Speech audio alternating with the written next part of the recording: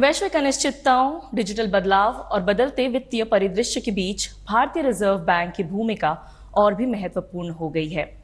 हमारे साथ हैं भारतीय रिजर्व बैंक के गवर्नर श्री संजय मल्होत्रा, जिनसे हम महंगाई, मौद्रिक नीति और कई अन्य अहम मुद्दों पर चर्चा करेंगे। सर, डीडी न्यूज़ पर आपका स्वागत है। बहुत बहुत धन्यवाद। सर, मेरा पहला सवाल आपसे ये है कि भारत दुनिया की तेजी से बढ़ती हुई बड़ी अर्थव्यवस्थाओं में से एक है। ऐसी क्या ताकत है भारत की जो आप मानते हैं कि भारत इस समय जिस पोजीशन में है उसमें है, और आने वाले कुछ वर्षों में उस वर्षों को लेकर सबसे ज़्यादा कॉन्फिडेंस आपको क्या देता है?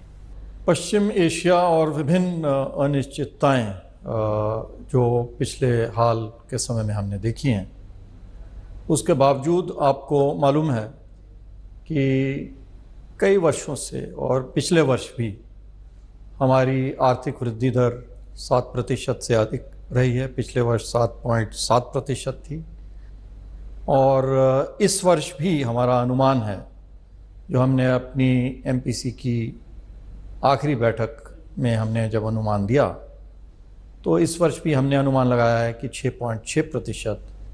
इतनी अधिक अनिश्चितता के बावजूद एक अच्छा आंकड़ा मैं मानता हूँ।